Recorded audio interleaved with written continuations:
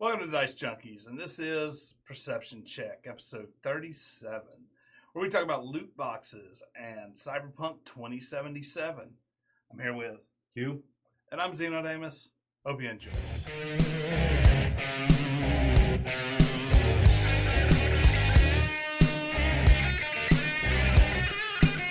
So to start, let's look at this past week. There was news of Battlefront 2. Man, Battlefront 2's taking a beating for this for their loot crate gambling system. I meant their loot crate purchasing system. Hey, they no longer have that system. They have pulled it. And you know, I've been laughing because, man, our boy Jim has been ear to ear grinning on this one because he called it. He called it. And there's already some states that are calling it gambling and are pulling it. I believe Hawaii said predatory behavior for younger gamers. So they pulled it for now. Instead, they're doing like a premium package where you get a bunch of extra stuff for like $100 plus. But at least it's no longer, you know, I'm gambling. I'm buying these boxes that may be nothing. Because I watched Angry Joe go in there, and man, he ran through a few pulls and just trash. He was just like, this is ridiculous. You can spend your money and get nothing that you desire or even need. And that is gambling. Because only in gambling can you put in money and get nothing. Yeah. You know, that's not a purchase. That's gambling. If you can put money in and get nothing of worth back, then you are literally just gambling. Well, yeah, and that's definitely, I think, the issues that several countries, states, entities have taken with it and have deemed it to be gambling and have said no. And that's a great thing because if it gets enough pressure that they go pull the loot boxes, then we'll at least see the one thing that I can stand to some degree, which is actually at least sell people what they want. Well, yeah. Well, I mean, and we've also been complaining about the stupidity of loot boxes and loot crates for a while here. So it seems almost like a win for us, even though I know, well, you know, we didn't really do anything about it. But well, no, we didn't buy Shadows of War. Yeah, I mean, hey. I can actually send that shot out that some of the other people that we're even giving credit to, they bought the game. Yeah, well, I mean, we spoke with our wallets, that's for sure. I mean, and that's something that's America, man. Mm-hmm. Like we honestly stuck. I mean, I wanted to play Shadows of War, but I did not. I know, man. I saw the Black Friday sale on Steam. Actually had it already discounted, like it was like 25% off or something. And I was like, yep, still not doing it, you know. I'm sorry, but I'm not messing with anything that has a system that is designed to make me pay for my game additional times to complete it in an enjoyable way. Yeah. You know, as long as it's, because to me the biggest problem isn't just the loot boxes, it's the system of increasing grind and tediousness unless I buy it. Because to me, that's your sabotaging your own game. You can kiss my ass. If you're not going to make your game fun for me to play, then I do not want to buy your game. That is insulting to me as a customer. I agree. Yes. So, I mean, like I said, I'm glad that they sort of got a taste of their, of their medicine. You know, and props for pulling the loot boxes. I give them that. They pulled it. You know, they did pull it off before all of that happened. Like, I mean, they pulled it off before somebody made them pull it off. So at least they did do that much. I can give them props for what they did. I mean, Shadows of War, to my knowledge, has not. So you know. Well, yeah. Let's see. What do we have next? Well, speaking of entities wanting stuff, so apparently several cities and municipalities have in Virginia have been requesting that they get taxes from those not evil streaming services, but the streaming services that aren't paying them taxes. They want the money. Now they're trying to put this under the same act that cable pays taxes. So. Sounds BS. Yeah, well, sounds like somebody just wants some money they don't deserve. I mean, we already got where we have to pay taxes for Amazon. At least here we do. I think most states now have been starting to push where you have to pay taxes when you buy from Amazon and other online stores. So, Everybody wants their cut. Now, streaming services are the next target for the online taxes. And like I said, everybody wants a cut. I mean, I guess no. I mean, streaming to me, it's not even like you're getting a material object really to tax, unlike Amazon. I mean, I understand Amazon them going like, okay, we're missing out on our sales purchase from Amazon. I kind of get that because I mean, we do have sales tax. We have taxes. Normally, you buy something in a location, you're going to pay somebody. The way they look at it is they were getting taxes from people buying cable, which is also not a physical. It's a communication fee. Now the only thing is I'm paying a communication fee for my internet. So it's like you're double taxing. See, that's the problem, though. Like I said, you buy your internet service and you pay your taxes. Yes. They basically just admitted it. You pay for your cable. Well, guess what? Most of us are getting our internet through a cable. Well, yeah, through any kind of So it's like you're basically asking me now to pay you twice. You want me to pay you for my cable? That's like being charged taxes on each individual show you watch on top of paying your cable tax. In fact, that is exactly what it is. They're now trying to tax exactly you. What it is, but it is pretty. It's pretty darn close. It's pretty close. I don't agree with it. I think it's a dumb idea. Man, but of course, then again, I don't want to pay extra taxes at any point in my life. If there was a valid reason, but the problem is that you stream over your internet access. You pay your taxes on your internet access. That's microtransactions. That's not a right word to put it, but that's microcharging. And now you're trying to charge me for every other thing I'm doing on the internet. Well, here's my thing: is there's, the whole communication taxes is because you're using utilities, blah blah blah. But once again, those utilities are already being used. I have the internet. I'm paying my communication tax for the internet. Why am I going to pay another tax? You know how expensive it can get if they start taxing every app that you access on the internet? Dude, I subscribe to 5 different streaming services. Yes, I mean, that's ridiculous, man. That's basically, I took the amount that I paid for cable to get everything I wanted on cable and have found that, even having 5 different streaming services, I'm paying less than I was for the cable TV. Oh, of course, cable's horribly overpriced. And I get way more for my buck. I can watch it whenever I want to. But I think that's where they're coming from. They're coming from the aspect of we were getting money from people watching TV before. Why are we getting money from people watching TV now? So stupidity, but in my opinion, I'm sorry, I ain't got a lot to say on that. It's just BS. Because it's you're double charging me, man. And you're trying to mess with my streaming. I was curious to see your point of view on this. Pure BS. Like you said, we're paying for the internet. You're taxing us one time. I'm not taxing you coming and going, man. That's taxing me to get in and taxing me to get out. That's double charge. I don't like it. All right. And last but not least, now this game I have I've been watching for years now, the development of this game, and it's one of those things where I honestly forgot about it, thought it wasn't ever going to show up. Kingdom Hearts 3? No, not quite. Well, we know that's actually coming pretty soon. Yeah, that actually. Yeah, no, this has got even longer charge up time. Yeah, and that's and the only reason I even thought about it again was the whole loot box thing has come up, and then I see this news headline that says Cyberpunk 2077 says don't worry about loot boxes, and I'm like, wait, oh, that's still around. And you go look, and you're like, they haven't said anything on this since like 2014. I went to the site, went and checked out their.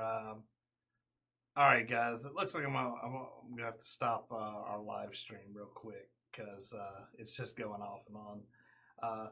Catch us on YouTube or the podcast. But yeah, no, I mean the game, I was like, man, this is not, and I may have just crashed. I think you just crashed it when you tried to stop it. No, we're still here. Okay, we're here. We're here. All right. We're not streaming, but we're here. Okay. Can you pop something on? Can you actually put the same message on in case somebody was watching in the little chat area? Well, I can, but it's sort of pointless. I'm gonna have to cut this whole part out of the video as it is. All right, roll. All right. Sorry, technical difficulties. Like I was saying, Cyberpunk 2077, like this game I thought was dead in the water. And so we went and we checked out their website and website dead in the water, cyberpunk2077.net. Hadn't had anything on it in like a year. And that was just a blog post. It basically said like, hey, looking forward to this game. And that was 10 months ago. Yeah. So I was happy to see just the name mentioned, but apparently it came up because there was a notice where they had mentioned something in an interview that they were going to try to make sure it stayed long-term profitable. Yeah. Basically, talking about commercial significance, they were going to have an internet connection for some things in the game. And on Twitter, Pretty Good Gaming had Pretty Bad Tweets had tweeted out about it and was like, CD Projekt are considering games as a service for Cyberpunk 2077 as part of their drive to make it more commercially significant. Which is not what I had gotten out of their comment, but clickbait. But actually, CD Projekt Red replied back to them, and they're like, worry not. Here, we'll put it up on the screen. Worry not. When thinking CP 2077, think nothing less than TW3, which is The Witcher 3. They are also the creators of The Witcher. Huge single-player, open-world, story-driven RPG, no hidden catch. You get what you pay for, no bullshit. Just honest gaming like the Wild Hunt. We leave greed to others. So and they deleted it, but it used to say, "We're talking to you, EA." Yeah, they took that off there. It was their reverse though, but they were like, delete. Fake news, man. Fake news. Yeah. But yeah, so they immediately responded with that they're not going to have loot boxes, of course. Now, whether or not that was maybe originally the plan, we don't know, because I mean, I can't read their mind. Also, don't forget, like, loot boxes is only one of the methods. There's still DLC.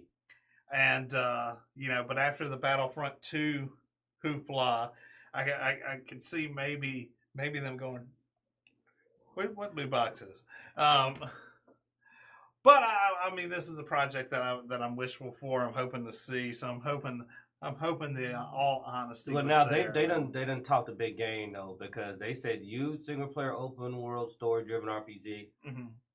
That was what I wanted from Shadowrun. And while don't get me wrong, Shadowrun returns. Shadowrun Hong Kong, Shadowrun Dragon Falls, or I believe Shadowrun Tokyo were fun games. None of them managed to pull off the open world.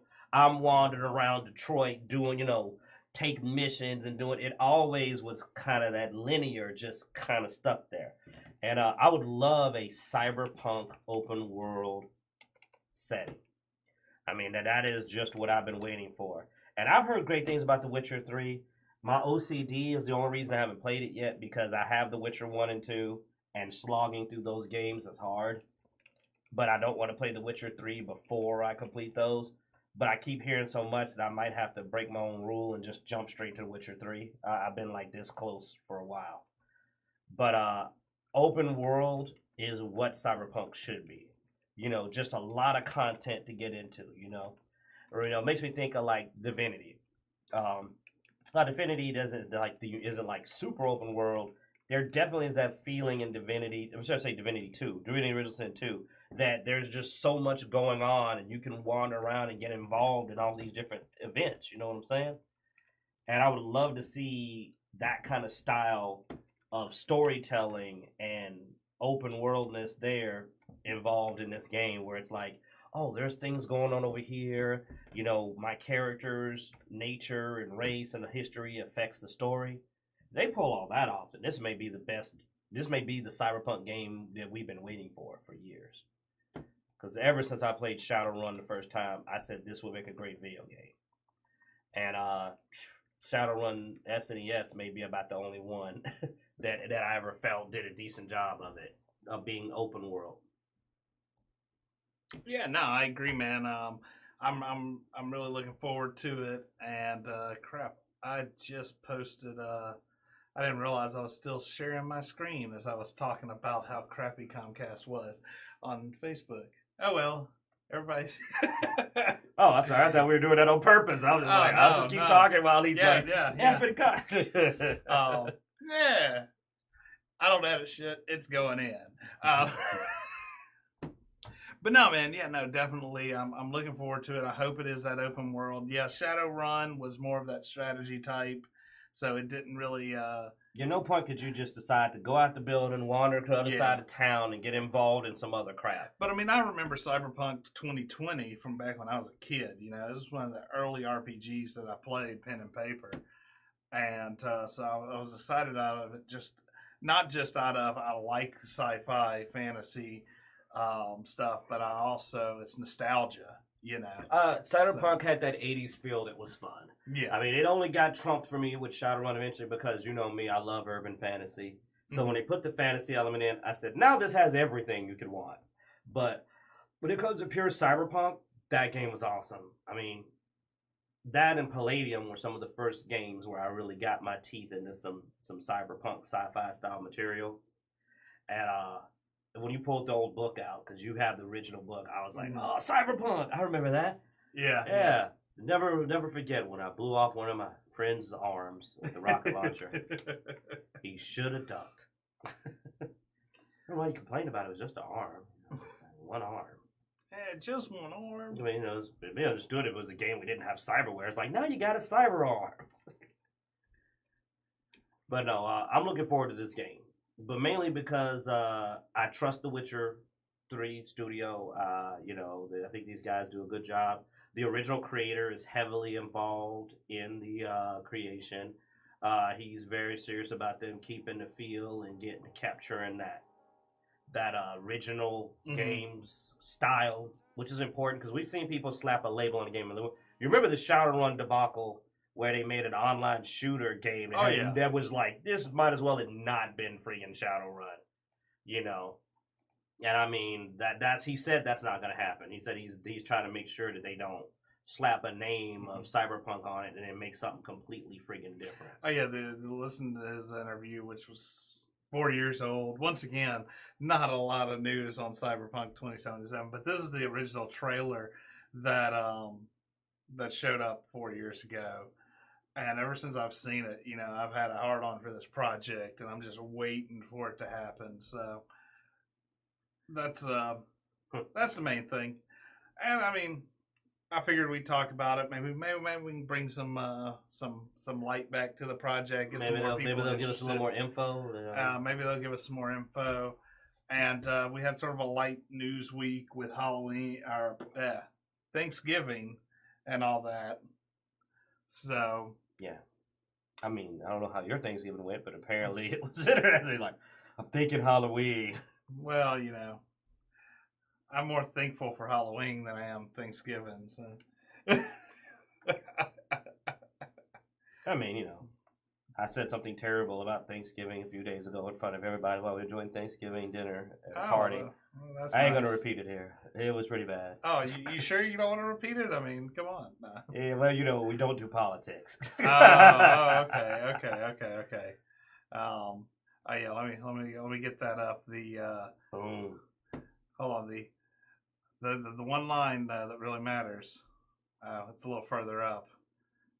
Here, we'll go ahead and skip forward. Coming when it's ready. Please hurry up and be ready. What are you doing? Working with Black Onyx Publishing? Hey guys, thanks for watching this episode. Be sure to like, subscribe, and down below we have a description with all of our social media. Check that out. You can check us out on Facebook, Twitter, Instagram, Patreon, Google+. All the links are down there. You can see some behind the scenes stuff, as well as, you know, just whenever we're posting something, we always post to those medias as well. Also, you can look over to the side here and we'll have some links to some other videos you might want to check out, as well as below you'll see the Dice Junkies icon where you can click to subscribe. Thanks for watching. Have a good day.